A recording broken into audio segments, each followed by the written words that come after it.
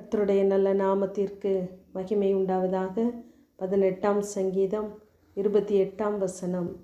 தேவரீர் என் விளக்கை ஏற்றுவீர், என் தேவனாகிய கர்த்தர் என் இருளை வெளிச்சமாக்குவார் என்று தாவீது சத்ருவின் கைக்கும் சவுலின் கைக்கும் தேவன் தன்னை விடுவித்த போது இந்த வார்த்தையை சொல்லுகிறார்.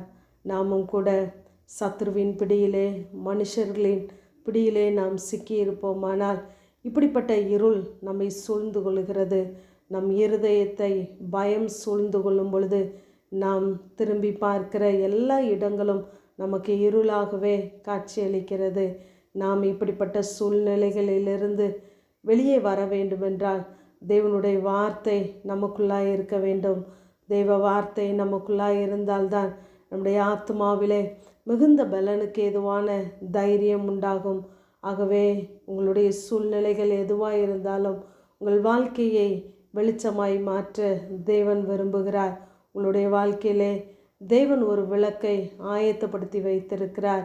ஆகவே தான் இப்படிப்பட்ட சூழ்நிலைகளிலே நாம் செய்வதறியாது திகைக்கும் போது தேவனுடைய வார்த்தையை அறிக்கையிடுகிறவர்களாய், தேவ சமூகத்தை நோக்கி பார்க்கிறவர்களாய் இருங்கள். 2 சாமுவேல் 22:29 தாவீது சொல்லும் பொழுது, கர்த்தராகிய தேவரே என் விளக்காய் இருக்கிறீர் என்று கூறுகிறார். தேவனே நம்முடைய வாழ்க்கையின் விளக்கு, கர்த்தரின் வெளிச்சமும் என் இரட்சிப்புமானவர் என்று சொன்னவர். உடைய வசனம் என் காலுக்கு தீபமும் என் பாதைக்கு வெளிச்சமாய் இருக்கிறது.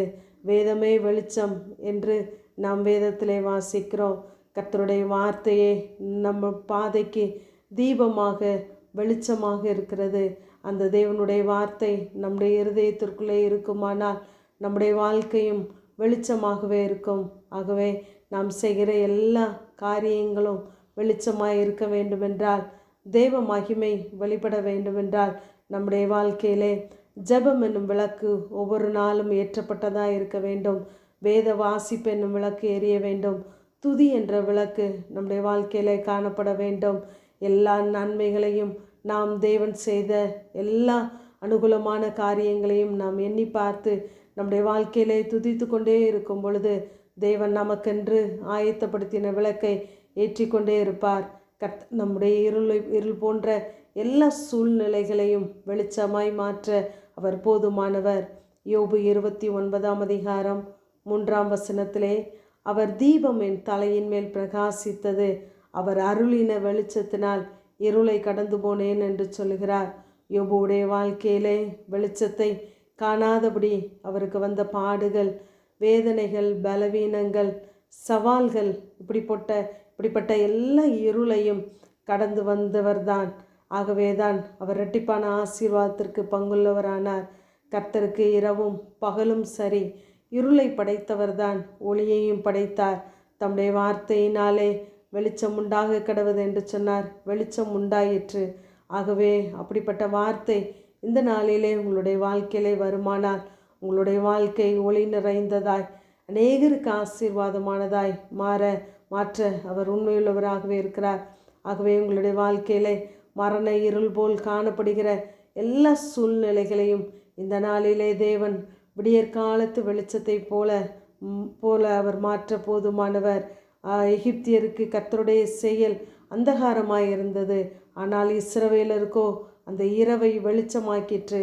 ஆகவே உங்களுடைய வாழ்க்கையில தீங்கு வந்தாலும் உங்களை துக்கப்படுத்தாதபடி அந்த இருளை வெளிச்சமாய் மாற்றுகிற கர்த்தர் உங்களோடு கூட இருக்கிறவராகவே இருக்கிறார்.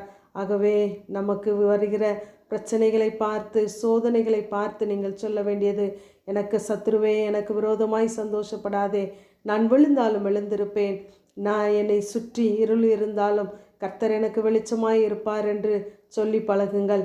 கர்த்தர் உங்கள் இருளை வெளிச்சமாய் மாற்றி அநேகருக்கு ஆசீர்வாதமாய் பயன்படுத்துவாராக. ஆமேன். ஜெபம். பிதாவாகிய தேவனே, குமாரனாகிய இயேசு கிறிஸ்துவின் நாமத்தின் மூலமாய் உடைய சன்னிதானத்திலே வருகிறேன். இருளில் இருக்கிற ஜனங்கள் பெரிய வெளிச்சத்தை கண்டார்கள் என்ற வேத வார்த்தையின்படி இப்பொழுதும் ஆண்டவரே, இருளான சூழ்நிலைகளிலும் உடைய வார்த்தையை எதிர்நோக்கி இருக்கிற உடைய பிள்ளைகளுடைய வாழ்க்கையிலே உடைய முகத்தின் வெளிச்சம் ஆண்டவரே அவர்கள் மேல் பிரகாசிப்பிக்கும்படியாக ஜெபிக்கிறேன். அவர்களுடைய வாழ்க்கையில் இருக்கிற எல்லா இருள்கள் மாறட்டும், வெளிச்சம் உண்டாகட்டும் என ஜெபிக்கிறேன். தாழ்த்துகிறோம், மகிமைப்படும். இயேசுவின் மூலம் ஜெபங்கேலும் எங்கள் நல்ல பிதாவே. ஆமேன்.